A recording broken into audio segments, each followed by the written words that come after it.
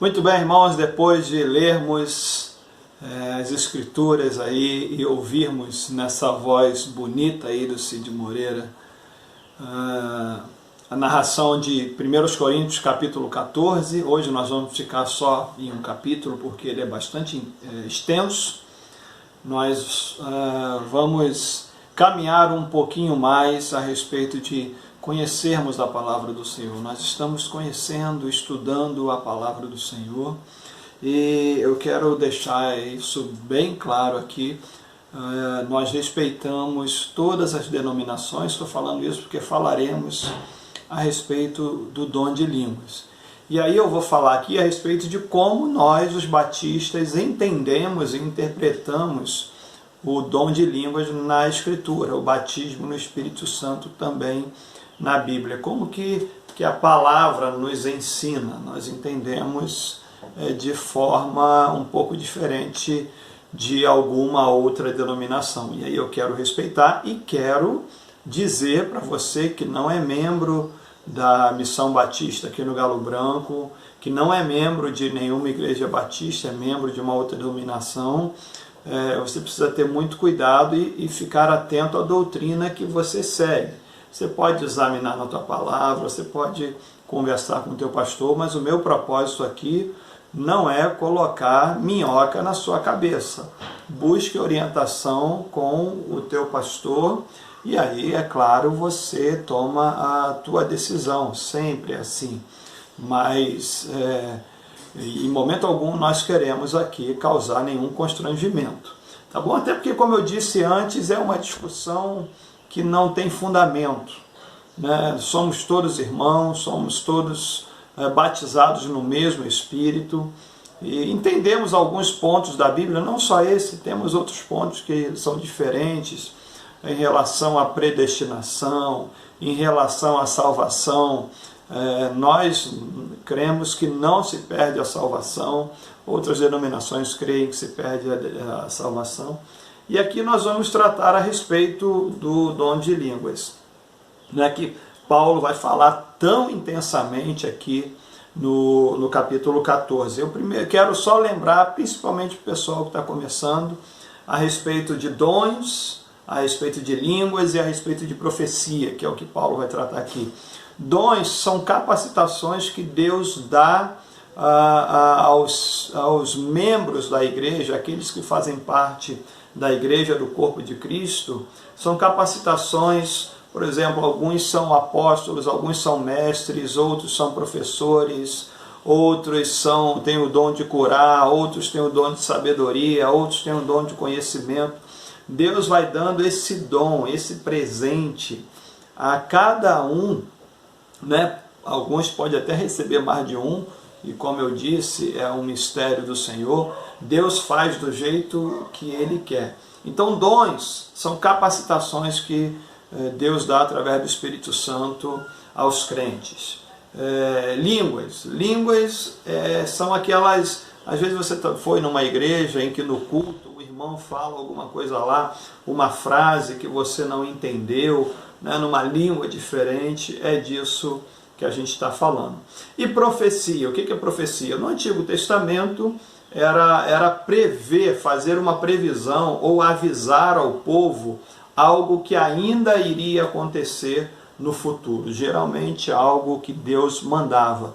Então, profecia é uma fala inspirada, né, por Deus, seja ela para prever o futuro, como era assim no passado, seja para proclamar a vontade do Senhor. Então é uma palavra, é uma fala que é inspirada por Deus.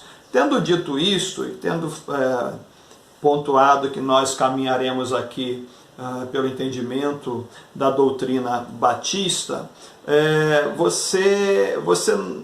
na tua Bíblia você vai ver aí, quando ele fala em línguas, no capítulo 14, algumas versões falam línguas apenas. Outras versões falam línguas estranhas. Por exemplo, existem várias versões de Bíblias. A mensagem é a mesma, mas existe Bíblia para aquele que é um estudioso profundo, com palavras um pouco mais rebuscadas, mais voltadas lá para as línguas originais.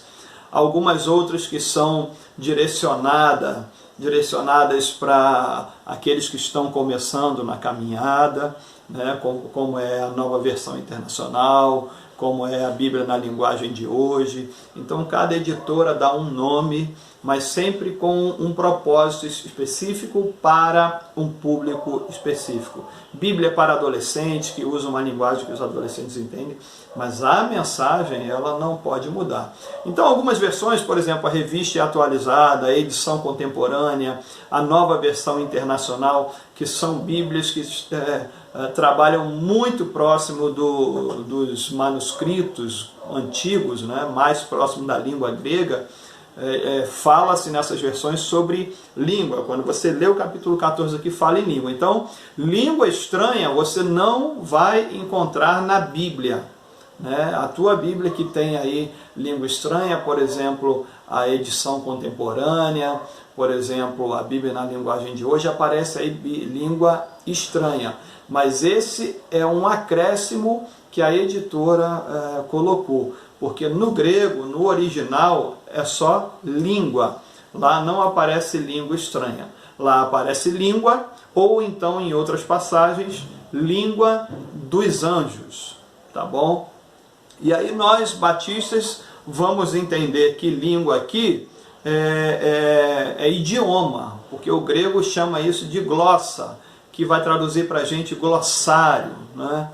Nossa palavra glossário vem dessa raiz grega aí, glossa, que é traduzido aqui por língua. Então nós cremos que língua não é uma língua estranha, não é uma língua ininteligível, né? Mas é um idioma. Por exemplo, o que aconteceu lá em Atos 2, quando os apóstolos e os discípulos foram batizados com o Espírito Santo, e eles falaram em línguas, eles não falaram, era uma língua estranha para eles, mas eles falaram na língua daquele povo que estava reunido ali. E ali tinha gente reunida para a celebração, para a festa do povo judeu, gente de várias nações. Então é como se o inglês, é como se o japonês, é como se o árabe chegasse lá e a palavra foi pregada na língua dele por gente que não sabia falar, e aí o Espírito Santo naquela hora capacita para que eles preguem. Tá? Não temos tempo aqui para tratar a fundo a respeito disso, nós teremos uma outra parte, principalmente para os irmãos que estão começando na caminhada aqui na nossa igreja batista. Então nós entendemos aqui língua como um dialeto, como um idioma. O que está acontecendo aqui no contexto? Lembra sempre que a igreja de Corinto é a Bíblia considerada mais carnal, a igreja considerada mais carnal no Novo Testamento. Era uma igreja extremamente problemática. Era uma igreja que Paulo chamava de igreja infantil. Vocês são meninos ainda, vocês precisam crescer. E o que estava acontecendo aqui? Eles estavam falando em línguas, né, no estado de êxtase, né, completamente absortos ali, naquele momento de culto, e estava todo mundo falando em línguas, e aí, de fato, o culto era uma bagunça. Paulo recebe essa notícia de que o culto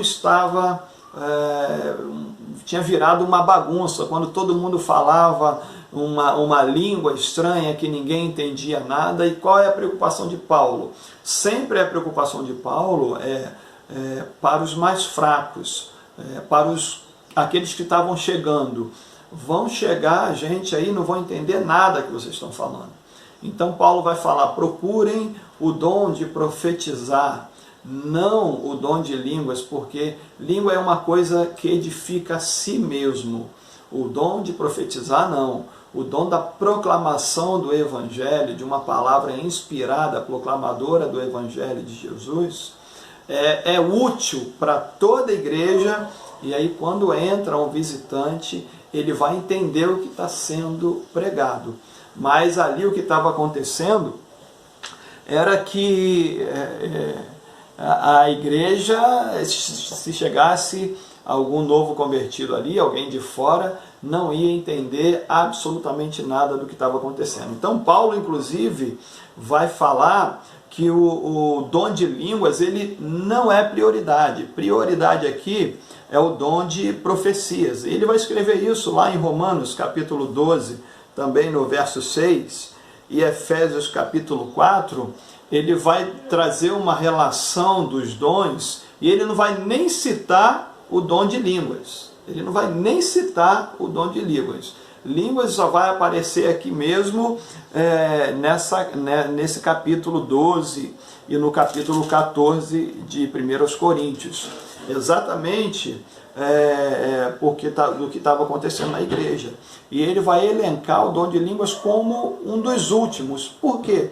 Porque o que interessa é a edificação da igreja, não é a questão do falar em línguas, né?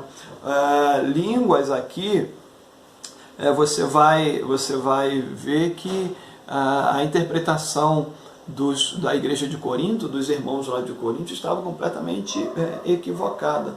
E Paulo vai dizer, não, deixe esse dom por último, porque é uma coisa pessoal, é uma coisa íntima, tua com Deus. Existem três correntes aí de teólogos que pensam a respeito do dom de línguas. Aqueles que creem que isso não acontece, mas aconteceu naquele tempo, e que quando aconteceu era língua, mas no sentido de idioma, né? Outros que creem que são línguas estranhas mesmo, né? E outros que creem que existe uma possibilidade de convivência dessas duas, né? Tanto do dom de línguas para idioma, né? De um povo diferente, para você pregar para um povo diferente, quanto também uma manifestação íntima, pessoal. Eu tenho a tendência de ficar com essa última, como eu disse antes. Eu não creio que a gente possa ou tenha o direito de dizer que Deus não faz mais alguma coisa, né? A menos que ele diga na palavra, isso eu não faço mais. O que não é o caso do dom de línguas. Então existe essa diferença de entendimento aí. Eu particularmente, eu acho que existem momentos na vida do crente em que ele ora ou que ele adora, de forma que se tiver alguém do lado não vai entender, seja através do choro, no momento ali sabe, manifestação da presença do Senhor, no momento que ele está em casa. Geralmente isso acontece quando ele está sozinho, né, que não tem holofote, né, você não está ali para as pessoas te verem, mas no teu momento íntimo de adoração, às vezes você só soluça, você ora soluçando, e aí você sabe que você está num momento de profunda intimidade com o Senhor. Isso é uma coisa muito séria, completamente diferente do que eu vejo na maioria das vezes por aí, né? O dom de língua hoje, ele ganhou uma ênfase muito grande, contrariamente à palavra do Senhor. A gente vê as pessoas falando em línguas aí, e cada um julga, se não cabe a mim julgar ninguém, mas dom de línguas não é uma coisa que se aprende. Você não faz curso de dom de línguas, você não faz treinamento de dom de línguas. A Bíblia vai dizer aqui que isso é um dom, né? Se é dom, é de carisma, é de caris, é de graça, é um presente que Deus dá quando e a quem Ele quer. Então, biblicamente falando, não existe base para fazermos curso de como falar em língua, de como interpretar línguas, assim também como não há curso para receber o dom de cura, para receber o dom de profetizar. Não é isso. Paulo vai nos ensinar que nós precisamos procurar os dons procurar com zelo os melhores dons, ele preparando do capítulo 12 para o capítulo 13, o que vai vir no capítulo 13. que ele vai dizer: agora eu quero mostrar para vocês o caminho mais excelente, que é o amor. O amor está acima de todos os dons, e nós devemos buscar os dons, ou pedir ao Senhor, sem manipular a Deus. A gente não manipula o Senhor para receber dons. O que a gente precisa é procurar os melhores dons em amor. E lembra o que é amor? Amor é para o outro. Então a palavra de Paulo é essa: procure os dons que vão fazer com que você sirva ao outro. A gente não vê ninguém procurando isso, né? A gente só vê o pessoal procurando dom que vai te colocar lá na frente, que vai te colocar no holofote. Ninguém pede dom para servir, né? Ninguém pede dom que não vai ser exercido ali na frente das câmeras. Então, nós vamos aprender que isso é um presente do Senhor. É o que Paulo fala aqui. Pastor, mas se eu não tenho o que buscar, se eu não tenho como manipular Deus, não creio que é jejum, que é oração, que vá fazer com que Deus te dê algum dom. Não.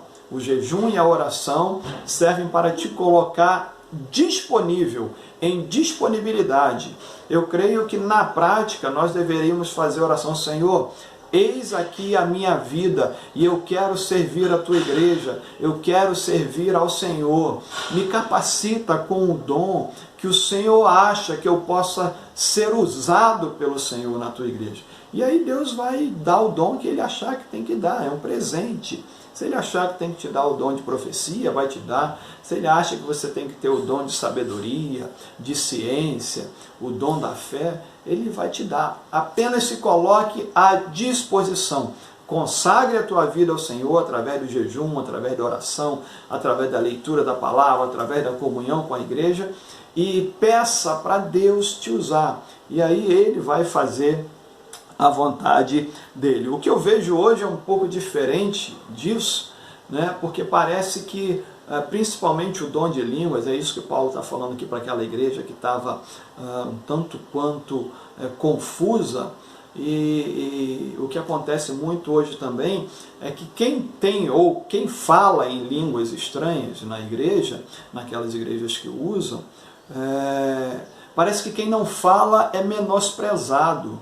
Eu tive já a experiência de conversar, eu tive um amigo, né, hoje ele não mora mais no Rio de Janeiro, mas era um servo na igreja assim, que servia os irmãos. Eu não posso entrar em detalhes aqui, senão muitos irmãos vão saber quem é, né? Mas uma vez eu conversando com ele, eu falei: rapaz, você tinha que ser um diácono. E ele falou comigo: não, pastor, eu não posso ser diácono porque eu não falo em línguas e eu não fui batizado no Espírito Santo. Eu não entrei em detalhes com ele, porque, é claro, ele era de uma outra denominação. Eu não entrei em detalhes com ele por isso. Eu respeitei, né, a ideia dele, mas eu fiquei triste, porque um irmão tão usado, homem de oração da madrugada, homem que conhecia a palavra do Senhor, homem que pregava até para o poste na rua, mas ele se sentia menosprezado porque ele não tinha o dom de línguas e ele não tinha sido batizado com o Espírito Santo.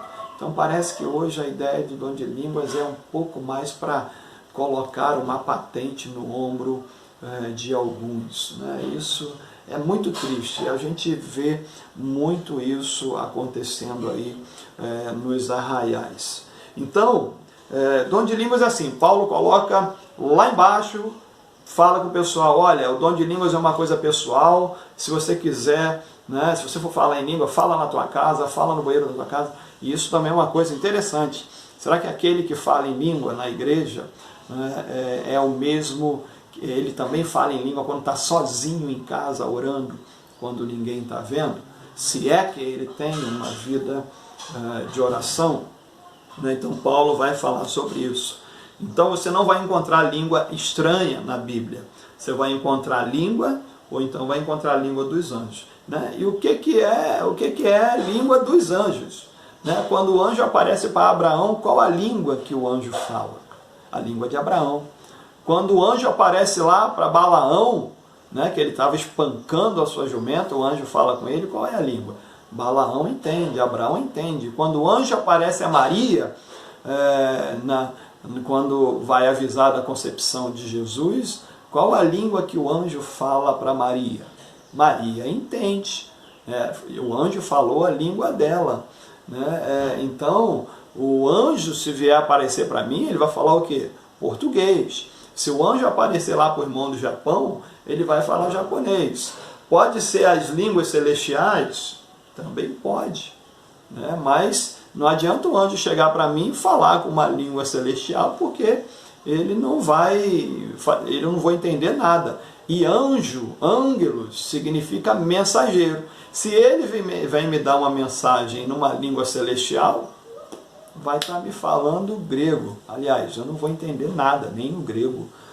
Se ele vem trazer uma mensagem, ele é um mensageiro, vem trazer uma mensagem de Deus para mim, ele tem que falar na minha língua. E por fim, o apóstolo Paulo continua a partir do verso 26, ele vai falar sobre ordem no culto. Para você ter uma ideia, o culto estava uma bagunça. E ele vai elencar ali como que eles deveriam cultuar o Senhor. Quando um falasse, o outro deveria ficar quieto, se calar, porque o profeta tem domínio ali sobre o seu espírito. E ele fala, não falem todos ao mesmo tempo, não profetizem todos ao mesmo tempo. E ele vai dizer para que haja uma ordem no culto, porque Deus não é Deus de confusão, Deus é Deus de paz, Deus quer as coisas no lugar. Às vezes nós entramos aí em igreja e às vezes você não entende muita coisa, porque às vezes é um furdunço. Coitado, um visitante que entra ali, se Deus quiser salvar um indivíduo ali, às vezes o negócio é meio complicado. Então Paulo vai falar aqui que o culto deve ser realizado com ordem e decência. Essa é a palavra especial aí a respeito do culto. Que o culto seja feito com ordem e decência. Um culto com ordem e decência não é um culto frio. Não é um culto frio. É um culto onde Deus se faz plenamente presente e o povo está com o coração avivado, mas tudo é feito com ordem, tudo é feito com decência. Há uma organização e o Espírito Santo, mesmo com toda a liberdade que ele tem ali, não é uma bagunça como estava acontecendo lá em Corinto. E por fim eu quero falar a respeito do versículo 34, as mulheres estejam caladas nas igrejas, porque não lhes é permitido falar, mas estejam sujeitas a seus maridos, porque e se querem aprender alguma coisa, interroguem em casa seus maridos, porque é indecente que as mulheres falem na igreja. Meu Deus, tem igreja hoje que isso é uma verdade, que seguem literalmente essa ordem do apóstolo Paulo. Mas é claro, como a gente falou para trás, existe uma questão cultural das mulheres que eram prostitutas cultuais lá nos tempos pagãos, e Paulo aqui quer proteger aquelas irmãs da igreja de Corinto, para que elas não sejam aviltadas, quando estiverem falando, quando estiverem profetizando lá na igreja, e aí os irmãos que estão chegando vão olhar para ela de um jeito diferente, de um jeito erótico, como era normal lá no culto pagão. Então é uma questão cultural, as mulheres podem falar assim na igreja, é claro, falar com ordem e decência, assim como os homens também. Amém, querido? Que Deus te abençoe. Vamos então para o capítulo 15, que vai falar sobre a ressurreição.